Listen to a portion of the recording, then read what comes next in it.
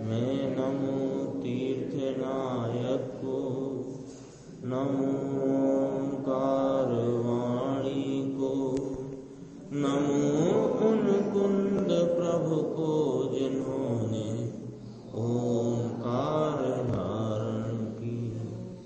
अहो उपकार जिनवर का, कुंद का दिव्य वाणी का, जिन कुंद ध्वनि दाता उनका हान स्वामी का। नमियून जिणम वीरम अनंत वर्णान दंसन सहावम, भोक्ष्यामिनियम सारम केवली शुद्ध केवली प्रणिदम। श्री नियम सार जी परमागम ग्रंथ है। इसके 16वें नंबर कलश की स्वाध्याय अपन प्रारंभ करते हैं। 16वां कलश है, इति जिन पति मार्गम हो दिमध्यस्थ रत्नम। 194 पेज। ज्योति पटल जटालम तद्विषड द्रव्य जातम, हृदि सुनिशित बुद्धिर भूषणार्थम विदत्ते, सा भवति परम श्री कामनी काम रूपा। 9वें नंबर की गाथा जो आचार्य कुंद भगवान ने इस परमागम में जो कही, उसके उपरांत टीकाकार मुनिराज पद्म प्रकमलधारी देव उस पर 16वें नंबर का ये कलश कहकर के उस 6 द्रव्य के विस्तार जो जिनवाणी में आया, तो 6 द्रव्य के विस्तार, 6 द्रव्य का क्या स्वरूप है उसकी महिमा करते हैं। देखो, इस प्रकार इस रीति से वह 6 द्रव्य समूह रूपी रत्न को, कि जो रत्न तेज के अंबार के कारण किरणों वाला है। क्या कह रहे हैं? 6 द्रव्य समूह रूपी रत्न। 6 द्रव्य है ना जगत में, 6 जाति से 6 द्रव्य कहे, जीव, पुद्गल, धर्म, अधर्म, आकाश और काल। ये पिछली गाथा में ये 6 ही द्रव्यों के नाम आचार्य परमात्मा ने कहे थे। तो कहा ये जो 6 द्रव्य समूह रूपी रत्न, ये रत्न है। रत्न क्यों कहा? इसमें तो पुद्गल भी आ गया। रत्न क्यों कहा? तो रत्न अर्थात इनका रत्न स्वरूप ये है कि ये स्वयं अपनी अपनी सत्ता में रहते हुए अपने अपने परिणाम से स्वाधीन पने रहे हैं, परिणमते हैं। ये इनका रत्न स्वरूप है। इस प्रकार 6 द्रव्य समूह रूपी रत्न को, कि जो रत्न तेज के अंबार के कारण किरणों वाला है, सबका अपना अपना स्वरूप, अपने अपने तेज रूप है। सबका अपना अपना स्वरूप, अपने अपने तेज रूप है। और इस प्रकार उस तेज के कारण उन सबकी अपनी अपनी सत्ता अपने अपने से है, तो ये किरणों वाला उसका स्वरूप है। ये मुनिराज पद्म प्रकमलधारी देव के इस प्रकार कथन करने की अलंकारिक और उपमा वाली शैली है, तो उसके अनुसार वो कथन करते हैं।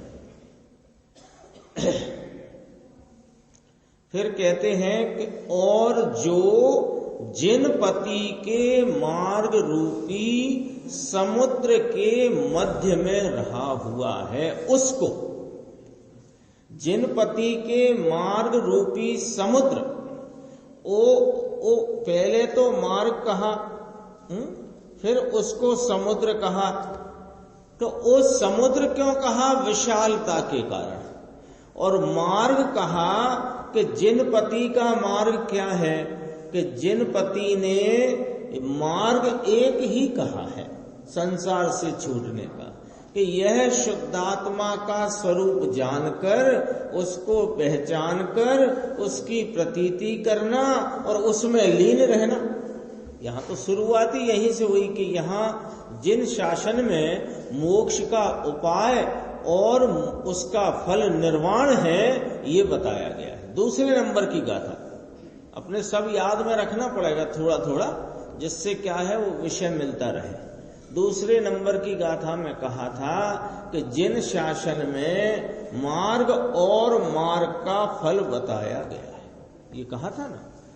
तो मार्ग क्या है कि यह जो प्रत्येक जीव कारण शुद्ध जीव है, अर्थात जो जीव शुद्धात्मा है सभी जीव, तो वो शुद्धात्मा को पहचान कर उसकी प्रतीति पूर्वक उसमें लीनता रूप रहना, परिणमना, ये मार्ग है।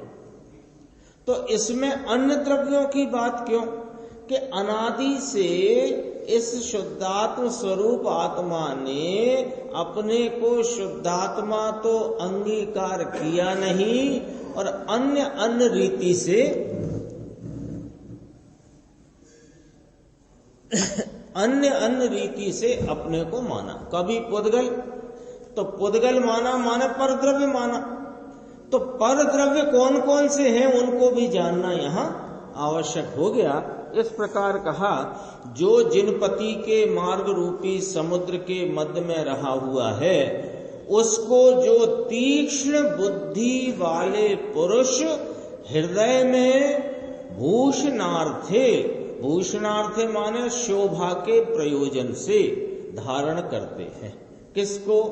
इस शुद्धात्मा को, और शुद्धात्मा के जैसा स्वरूप है उसको जानते हुए, और शुद्धात्मा से भिन्न जितने द्रव्य हैं उनको उन रूप जानते। सब आ गया ना उसमें। तो उनको धारण करते हैं वे पुरुष परम श्री कामनी, ये पर श्री लिखा है ना, वो परम है। वह पुरुष परम श्री का रूपी कामनी का बल्लभ होता है, स्वामी होता है।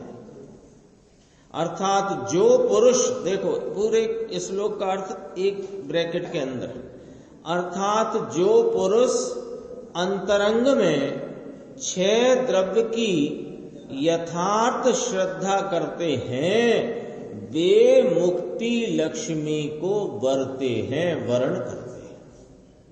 6 द्रव्य की यथार्थ श्रद्धा, तत्वार्थ कहेंगे।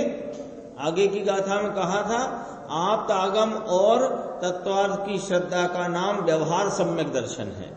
आप्त का स्वरूप कहा, आगम का स्वरूप कहा, और तत्वार्थ क्या कहे गए हैं आगम में, उसकी बात कह करके कहते हैं कि ये जो तत्वार्थ 6 द्रव्य कहे, सर्वज्ञ ने तत्वार्थ कहे 6 द्रव्य, जीव, पुद्गल, धर्म, अधर्म, आकाश, काल, जिसमें जीव का स्वरूप बताया, पुद्गल धर्मास्तिकाय, अधर्मास्तिकाय, और काल आकाश का संक्षिप्त स्वरूप बताया। तो कहते ऐसे 6 द्रव्यों की जो पुरुष अंतरंग में श्रद्धा करते हैं, यथार्थ श्रद्धा करते हैं, वे मुक्ति लक्ष्मी को वरते हैं। इसमें निश्चय व्यवहार दोनों समा गए। व्यवहार से 6 द्रव्य की श्रद्धा, 7 तत्व की श्रद्धा को सम्यक दर्शन कहते हैं। और इसी में निश्चय क्या आया कि इन 6 द्रव्यों में अथवा 7 तत्वों में मैं एक शुद्धात्म तत्व न्यारा हूं, उस शुद्धात्म तत्व को शुद्धात्म रूप अंगीकार करना, ये स्वनिश्चय सम्यक दर्शन है। दोनों आ गए ना।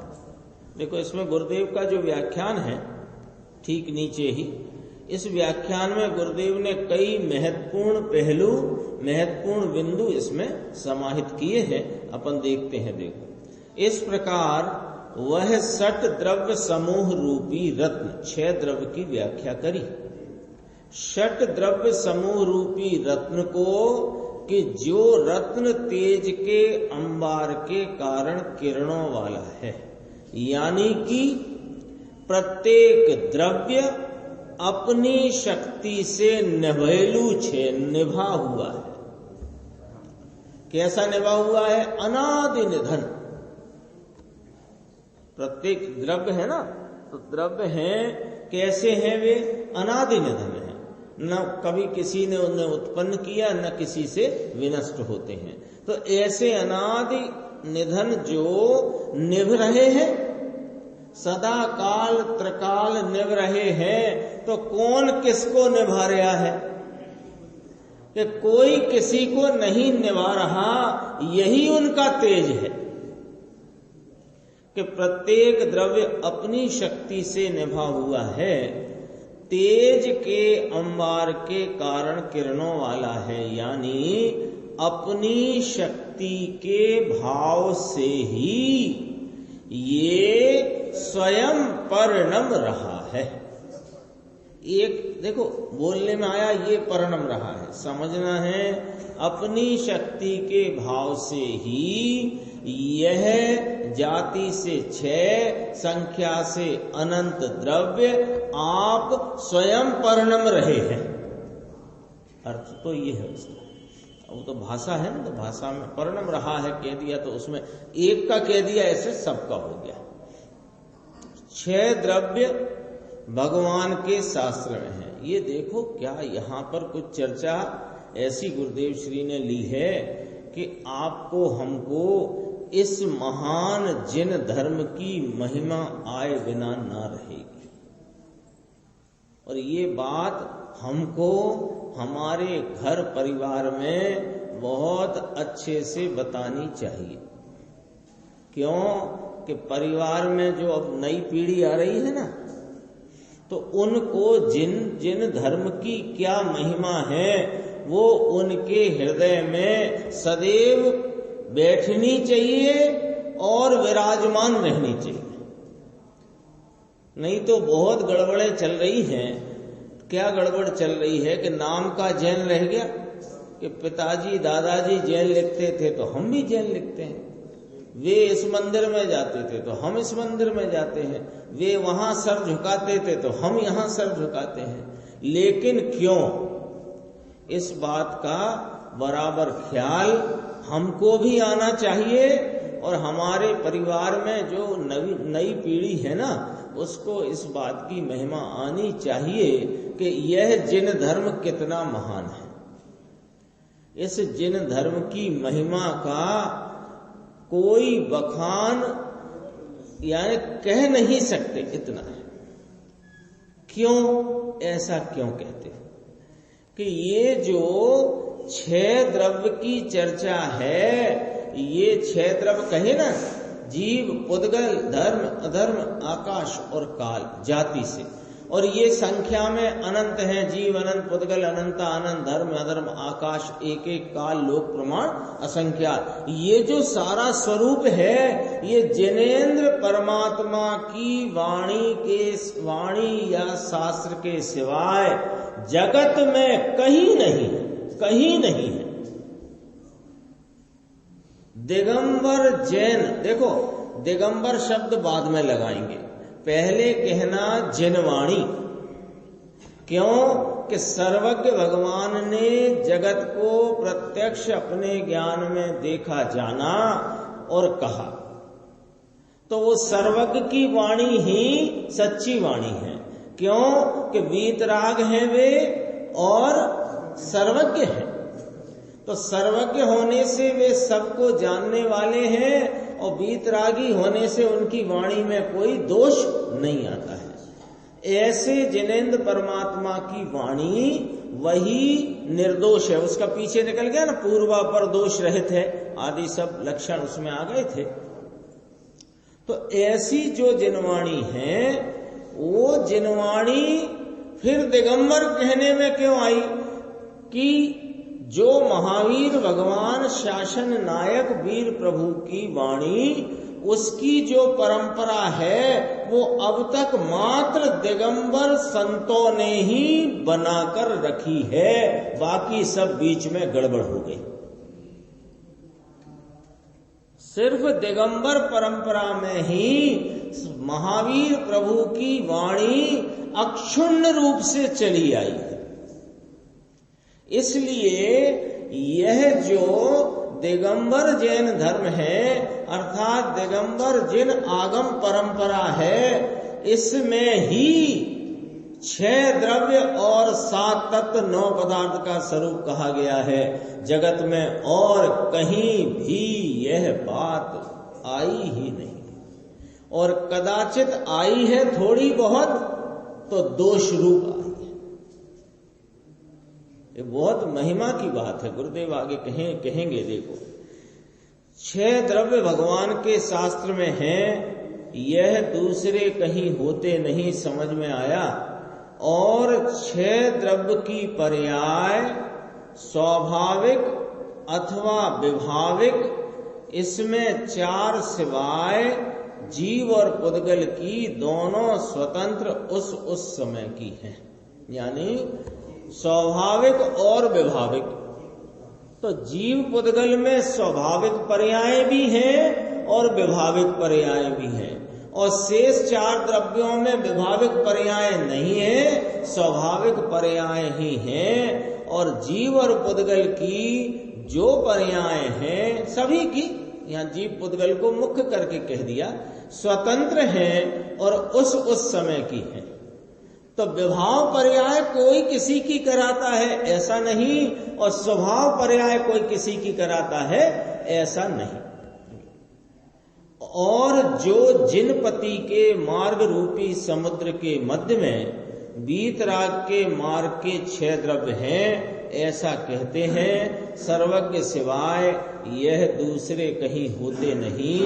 धर्मास्ति और अधर्मास्ति दूसरे कहीं चर्चा नहीं है। बताओ, धर्मास्ति अधर्मास्ति की चर्चा जिन शासन के सिवाय बताओ कहाँ है ही नहीं, देखे ही नहीं, तो कहें क्या?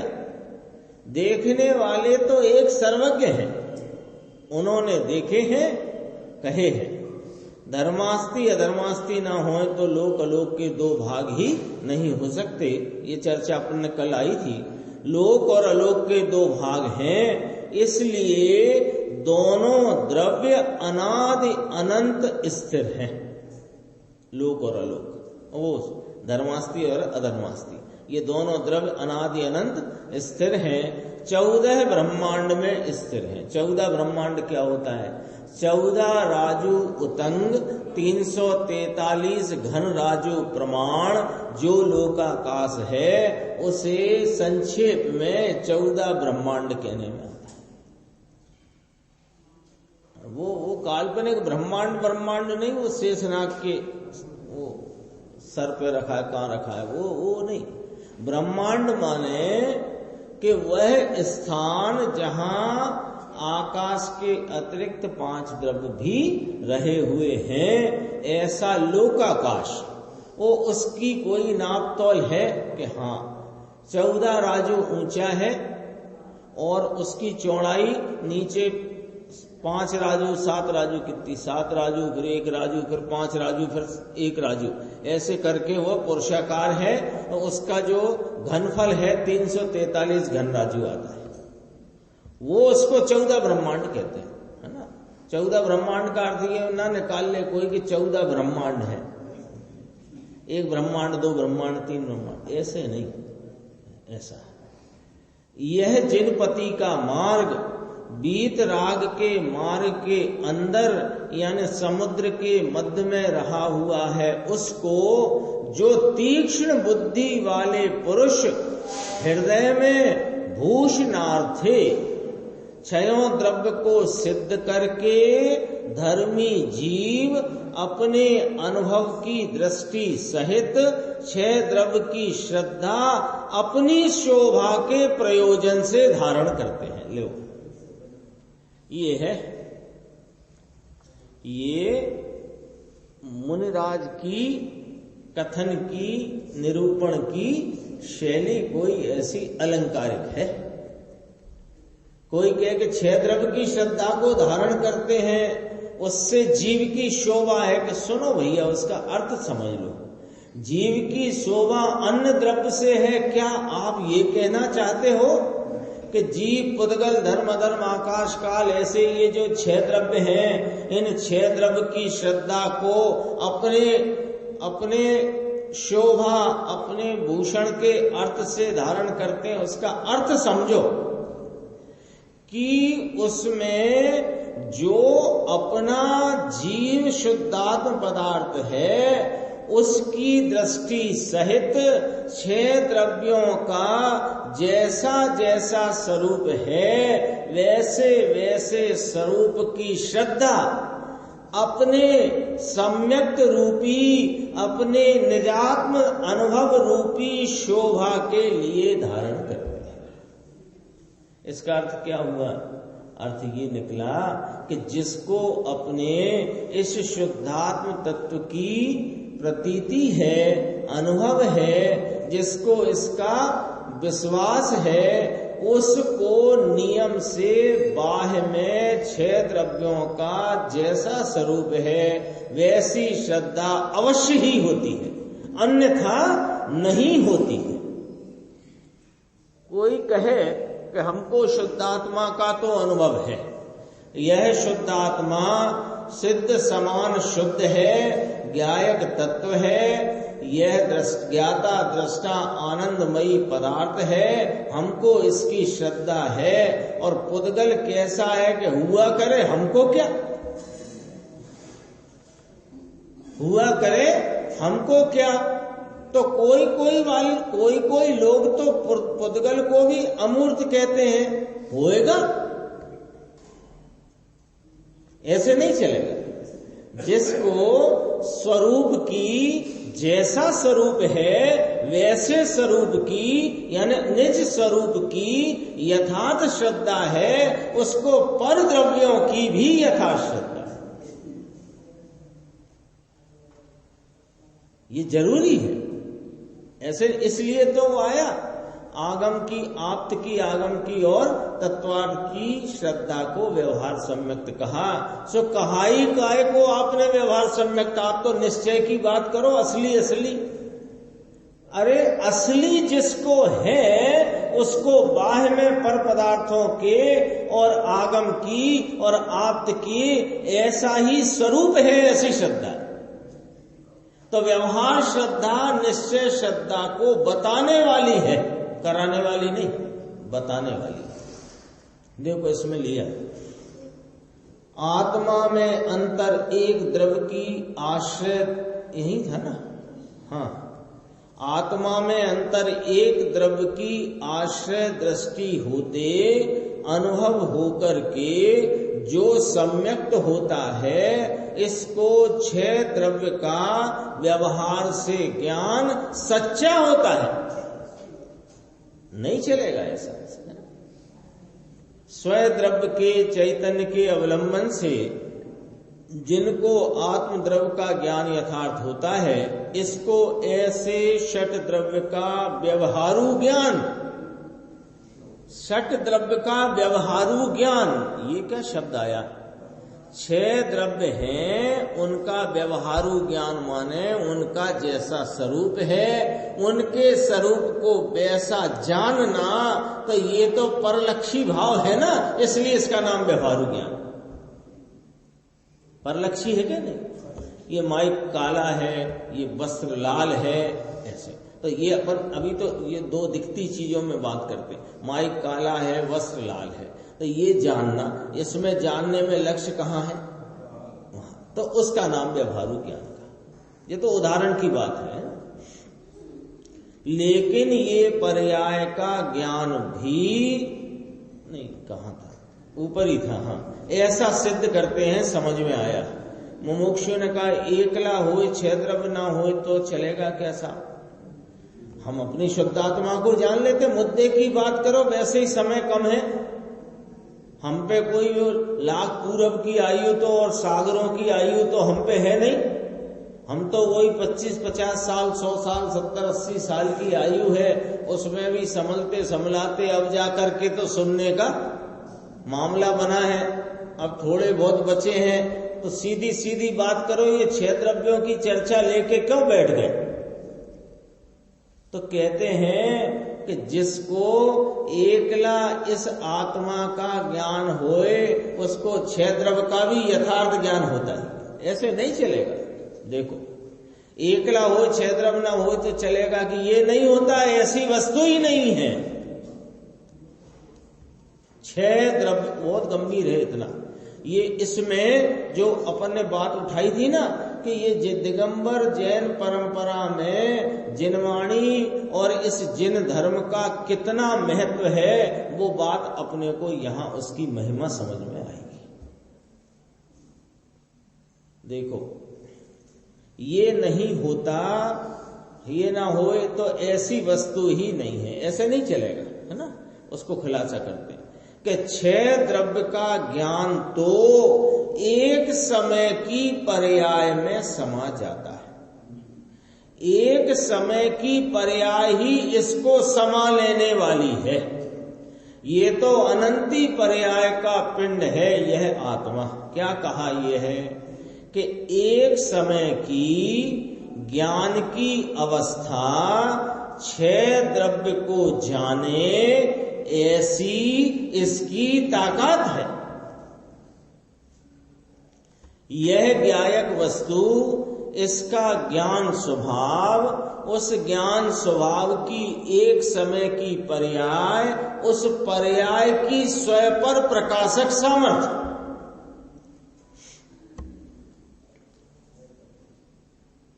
होगी ना बात। तो उस एक समय की स्वयं पर प्रकाशक ज्ञान सामर्थ्य में यह एक समय की ज्ञान की अवस्था छह द्रव्य को जाने, ऐसी इसकी ताकत है। इतनी जाने तो ये एक समय की पर्याय को जाने, इतना जाने तो कहने में आए कि ये एक समय की पर्याय को जाना। छह द्रव्य यानी समस्त विश्व, उसमें प्रत्येक द्रव्य अपनी अपनी गुण शक्ति सामर्थ्य से, अपनी स्वाधीन सत्ता से रहा हुआ है, परिणम रहा है। उसमें मैं स्वयं पदार्थ और मुझसे भिन्न जितने चेतन अचेतन पदार्थ वे पर हैं, ऐसे स्वयं पर के विभाग पूर्वक स्वयं को स्वरूप यथार्थतया, पर को पर रूप यथार्थतया जाने, ये एक समय की पर्याय की ताकत है। और एक समय की पर्याय का जानना ये सच्चा। बोलो, ये एक समय की पर्याय की चर्चा जिनेंद्र परमात्मा के सिवाय बता दो कहां पर, बता दो कहां पर। और कैसी एक समय की पर्याय के, एक समय की पर्याय समस्त विश्व को स्वयं पर के विभाग पूर्व की यथार्थतया जाने, ऐसा महान है ये जैन धर्म। और ऐसे महान है इस जैन धर्म को हृदय में अंगीकार करने वाले सम्यक दृष्टि, सम्यक ज्ञानी और चारित्रवंत चौथे गुणस्थानवर्ती, पांचवें गुणस्थानवर्ती और मुनिराज, और इस मार्ग का आलम्बन लेकर परम अवस्था को प्राप्त अरिहंत सिद्ध भगवान वे महान हैं। और जगत में इसके अलावा कोई महान है ही नहीं। किसी की आलोचना की बात नहीं है, ये तो अपनी महिमा की बात है। अपने को अपनी महिमा तब आएगी कि अपना स्वरूप बताने वाले की महिमा हो, और अपना स्वरूप बताने वाले की महिमा तब आएगी जब अपनी महिमा मालूम पड़े। तो काम तो ये करना, बाकी जगत में तो हो हल्ला इतना है कि लोग अरबों खरबों रुपए एक दिन में कमा लेते हैं, खत्म कर देते हैं, फूंक लेते हैं, इकट्ठे कर लेते हैं। बहुत तमाशे नहीं हो रहे। रोज समाचार पत्र है, इंटरनेट है, सब पे तो जानकारी है, लेकिन वो कुछ भी चमत्कार नहीं है। चमत्कार है एक समय की ज्ञान की स्वयं पर प्रकाशक सामर्थ्य वाली अपनी ज्ञान अवस्था में स्वयं का स्वरूप और पर का पर रूप यथार्थपने जान लेने की ताकत मुझ में है, ऐसा यथार्थ स्वरूप इस आत्मा का। इस आत्मा की एक समय की पर्याय जानी, ये मतलब इसका निकला। ये पर्याय का ज्ञान भी द्रव्य के ज्ञान बिना पर्याय का ज्ञान सच्चा हो सकता नहीं, ऐसा कहते हैं। तो मुमुक्षु ने प्रश्न किया है, आपने तो महाराज बधा ज्ञान ऊपर चौकड़ी मारो छो, यानी जितना ज्ञान है, जो कुछ भी जानना है, हम जानते हैं विश्व में इतने देश हैं। विश्व तो इसे जो लोग विश्व कहते हैं, विश्व अपना विश्व तो ये जो जितना कहलाता है ना वर्ल्ड, इतने देश, इसकी ये राजधानी, इसका ऐसा मौसम, इसका ऐसा, ये सब ज्ञान, वकीलात का ज्ञान, डॉक्टरी का ज्ञान, इंजीनियरिंग का ज्ञान, बहुत बारीक बारीक ज्ञान, मोटा मोटा ज्ञान, सब ज्ञान पर चौकड़ी, सब ज्ञान बेकार। एक अपने आत्मा को, स्वयं स्वरूप को स्वयं रीति से, पर पदार्थों को पर रूप से जानने वाला यथार्थ ज्ञान ही ज्ञान है, शेष सभी अज्ञान। उस एक पीएचडी नहीं, 1 करोड़ पीएचडी करे अपने जीवन काल में कोई व्यक्ति, तो उसे कितना ज्ञानी कहना? अज्ञानी। सब पे चौकड़ी मारी, चौकड़ी माना क्रॉस। देखो उत्तर इसका गंभीर है, बहुत ही गंभीर है। कारण कि क्यों चौकड़ी मारी है, मगर ना आपने तो सब ज्ञान पर चौकड़ी मार दी। अपन ने अभी इतनी कह दी 1 करोड़ पीएचडी करे जीवन काल में, 1 करोड़ विषयों पर, तो वो सब ज्ञान को ज्ञान है, अज्ञान है, आपने तो चौकड़ी मार दी। इसलिए मार दी कि एक समय की ज्ञान की दशा में 6 द्रव्य जानने की ताकत है।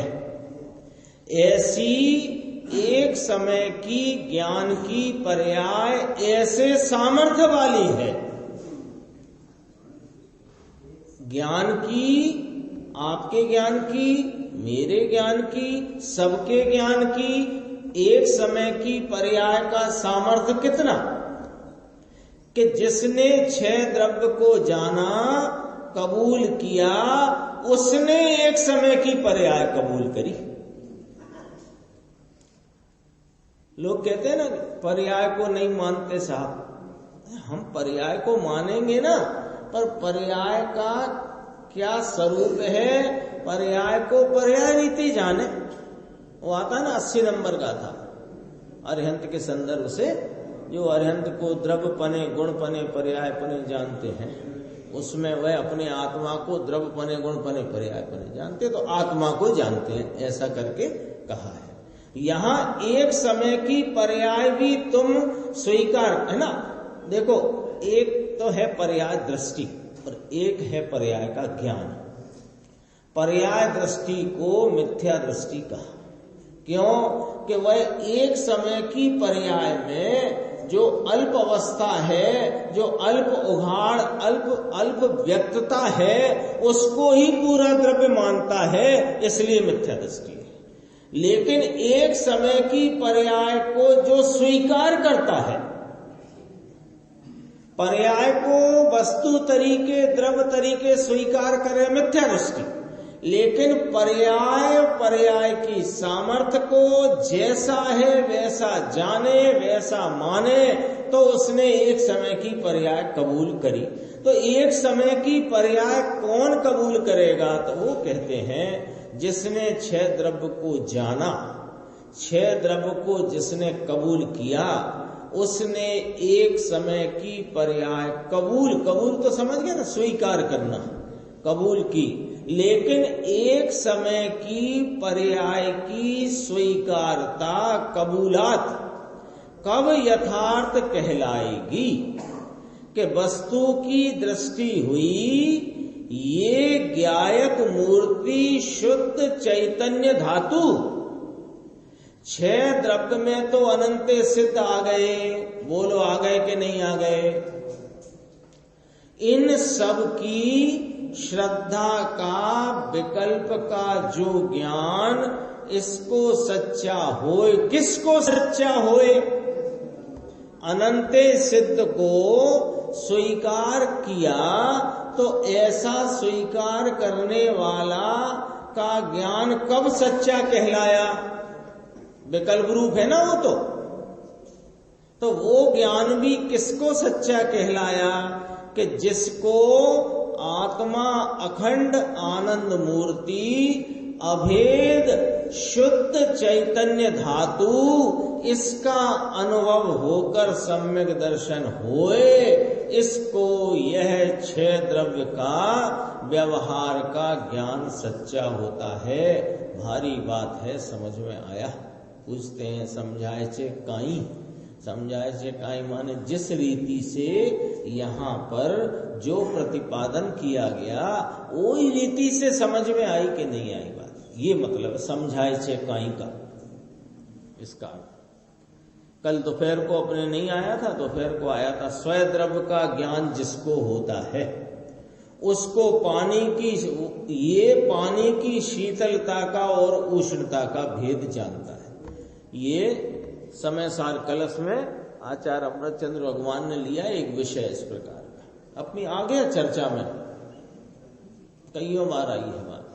ये पानी गर्म है, ये भी कौन जाने कि स्वरूप ग्राही ज्ञान ही जान सकता है कि पानी गर्म है। अरे साहब आप तो ऐसी बातें करते हो।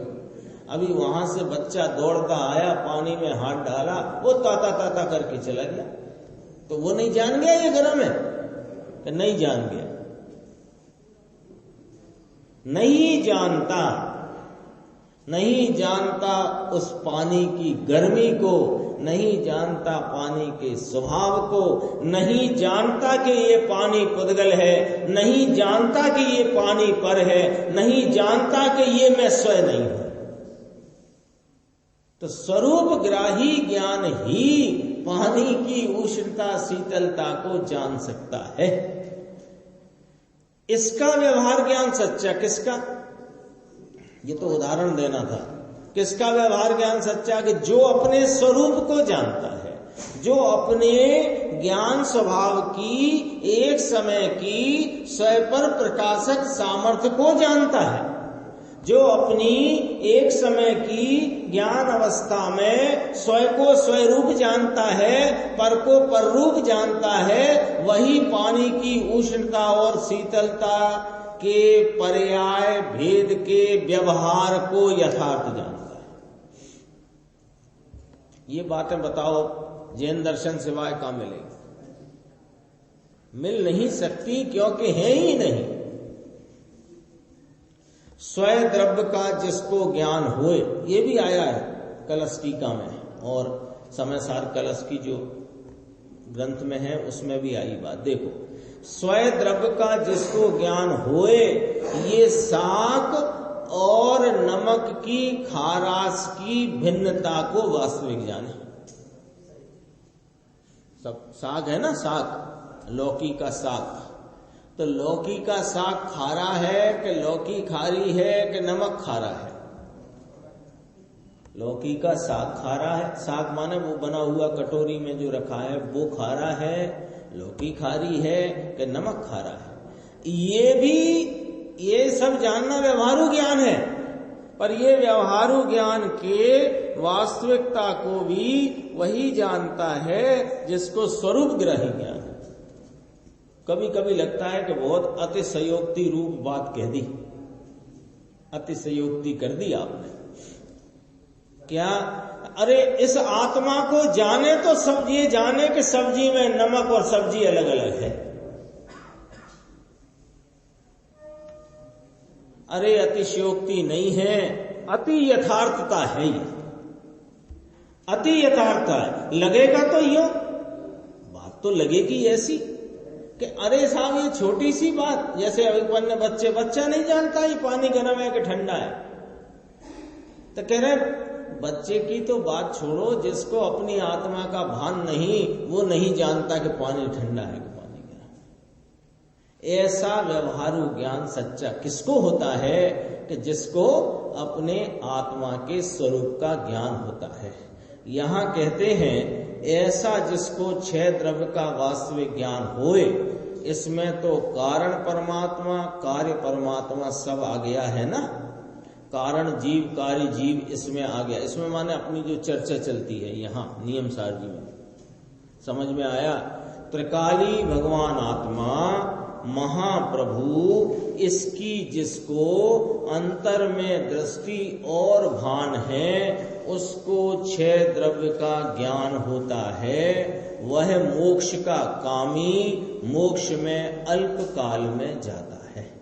मोक्ष का कामी है, अभिलाषी है, और वह मोक्ष में जाता है माने मोक्ष रूप पूर्ण अवस्था को प्राप्त करता है। वह पुरुष परम श्री कामनी, परम श्री रूपी कामनी का बल्लभ होता है। अर्थात जो पुरुष अंतरंग में छह द्रव्य की यथार्थ श्रद्धा करता है, वह मुक्ति लक्ष्मी को वरता है। समझ में आया। इसको केवल ज्ञान होकर के ये मुक्ति को प्राप्त हो जाता है। थोड़ी सी चर्चा है, 2 मिनट में अपन पूरी कर लेंगे तो अपना ये 16वां कलश पूरा होता है। पेज नंबर अपना है 196 है ना, इसी के नीचे देखना। संक्षेप में बात करते हैं। देखो, बहुत समय पहले एक प्रश्न उठा था कि भाई इस स्कंद में जो परमाणु है, ये परमाणु तो स्कंद के कारण से विभाव रूप से परिणमा है। ऐसा प्रश्न हुआ। अभी अपन ने कल जो चर्चा पढ़ी थी, इसके पहले भी गाथा 9 में स्वभाव गति क्रिया और विभाव गति क्रिया की बात पढ़ी थी, सुनी थी, समझी थी, है ना। स्वभाव गति क्रिया विभाव, तो जीव की तो अपन समझ गए कि ऊर्ध्वगमन जीव का स्वभाव है। तो वो जब मुक्त अवस्था में ऊपर को लोकाग्र पर जाता है, उसको स्वभाव गति क्रिया कहा, और 4 गति में ये परिभ्रमण करता है, इसको विभाव गति क्रिया कहा। और पुद्गल के संदर्भ में अपन ने देखा था, पुद्गल की स्वभाव गति क्रिया किसको कहा कि जब स्वतंत्र एक छोटा परमाणु जो गति करता है उसे स्वभाव गति क्रिया कहा, और वो परमाणु जब अन्य परमाणुओं के स्कंद में मिलकर के जो गति परिणाम गति क्रिया करता है, उसको विभाव गति क्रिया कहा। यही आई थी ना चर्चा। उधर से ही प्रश्न है कि उसका प्रश्न ऐसा है कि देखो साहब, आपने कहा कि एक छोटा परमाणु, स्वतंत्र परमाणु, इंडिविजुअल एक परमाणु जब गति करे तो स्वभाव गति क्रिया, और वो परमाणु जब स्कंद में मिलकर के गति रूप परिणाम को परिणमा तो विभाव गति क्रिया। तो हमको ये बात समझ में आई कि अकेला परमाणु है, वो तो स्वभाव रूप परिणमने वाला है, ठीक, और ये इसको स्कंद ने विभाव रूप परिणमाया है। हमको ये समझ में आई बात। बहुत सीधी सीधी सी लॉजिक है ना, प्रश्नकार का लॉजिक कोई टेढ़ा नहीं है, लेकिन बात दूसरी है। बात दूसरी है, उसको लगा कि जब परमाणु स्वतंत्र रहता है तो स्वभाव रूप गति करता है, और जब वो स्कंद में मिल जाता है तो विभाव रूप करता है। तो इसके विभाव कराने का जिम्मेदार परमाणु न रहा, स्कंद हो गया। ये प्रश्न है इसका। संक्षेप में अपन बात करते हैं। तो एकला परमाणु था तब विभाव नहीं था, और अर्थात जब मिल गया भेगो भल्यो, यानी स्कंद में इकट्ठा हुआ तब विभाव हुआ। ये प्रश्न हुआ था कल्याण जी भाई, ये तो वीतराग है, वीतराग मार्ग है बापू।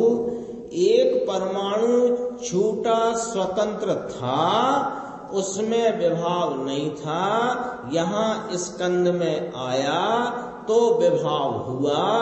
ये प्रत्यक्ष दिख रहा है हमको कि पर संयोग हुआ तो विभाव हुआ। तो उस स्कंद ने इसको विभाव रूप परिणमाया है। हमको ऐसा प्रश्न है तो कहा मुमुक्षु ने और खुलासा किया, आप तो ना पढ़ते हो, आप तो कहते हो कि वो परमाणु स्वतंत्र रहा था तब उस गति परिणाम में स्वभाव गति से परिणमा था, वो भी स्वतः अपनी योग्यता से, और अब स्कंद में मिलकर के वो विभाव रूप परिणमा है। सो स्कंद ने नहीं परिणमाया, वह परमाणु स्वतंत्र अपनी उस समय की योग्यता में विभाव रूप परिणमा है। आप तो ऐसा कहते हो। तो कहते हैं ऐसा है नहीं, मतलब स्कंद ने नहीं परिणमाया है, वो समय में परमाणु अंदर विभाव रूप से परिणमेलो से, इसमें से निकले आएगा अर्थ। वो समय में माने जिस समय में वो छुट्टा था तब तो स्वभाव गति रूप परिणमा था। अब वो अगले समय में एक समझो 100 परमाणुओं के स्कंद में जा मिला, और उस समय वो विभाव गति रूप परिणमा। तो वो विभाव गति रूप जो परिणमा है वो स्कंद के अंदर में अपनी योग्यता से स्वतंत्र पने विभाव रूप परिणमा है, अन्य 99 परमाणुओं के कारण से नहीं। ये कहना है ये विभाव रूप हुआ, विभाव रूप से परिणमन इसकी अपनी पर्याय की लायकात से, योग्यता से हुआ है। वह जो स्कंद के रजकण तो निमित्त है, उपादान तो इसका अपना है। ये प्रश्न वहां से उसकी तरफ से ईश्वरी से आया था। ईश्वरी है ना, तो वहां गुरुदेव की एक बार चर्चा हुई थी ईश्वरी में वर्णी जी से। उस समय और भी चर्चाएं हुई थी, उसमें ये बात आई, क्योंकि ये स्कंद में परमाणु विभाव रूप हुआ है प्रश्नवाचक, कि नक्की स्कंद का ही कुछ अंदर असर पड़ गया। ये क्या है, कुछ भी इसमें कोई बहुत ज्यादा स्पेशल बात नहीं आई है, बहुत सिंपल बात है, सिंपल है, सीधी है। क्या हम क्या करते हैं, किसी भी द्रव्य के परिणमन को संयोग के ऊपर से देखने की दृष्टि हमारी मिथ्या है, और उसी दृष्टि से हम देखना चाहते हैं, और उसी दृष्टि से वस्तु की सिद्धि करना चाहते हैं। वस्तु की सिद्धि ऐसे है नहीं। ये नक्की स्कंद के अंदर कुछ असर है, स्कंद के संबंध में परमाणु विभाव रूप से परिणमा है, एकला परमाणु है, ऐसा यहाँ क्यों नहीं रहा? जब अकेला रहा तब तो विभाव रूप नहीं परिणमा, और जब स्कंद के साथ मिला तब विभाव रूप परिणमा। तो इसमें हल क्या निकला? हल ये निकला कि जब स्वतंत्र रहा तब जो परिणमा अपनी योग्यता से परिणमा, स्कंद में रहा तब जो विभाव आदि रूप परिणमा सो अपनी योग्यता से परिणमा। स्कंद की असर से, अन्य परमाणुओं की असर से प्रभाव से नहीं परिणमा। एकला परमाणु है ऐसा यहाँ क्यों न रहा? इसलिए विभाव रूप स्कंद के कारण से हो गया है। कोई ऐसा मानता है तो कहते हैं ऐसा है नहीं। ये अपना विषय पूरा होता है। और अब आगे गाथा 10 की स्वाध्याय अपन अगली स्वाध्याय में प्रारंभ करेंगे।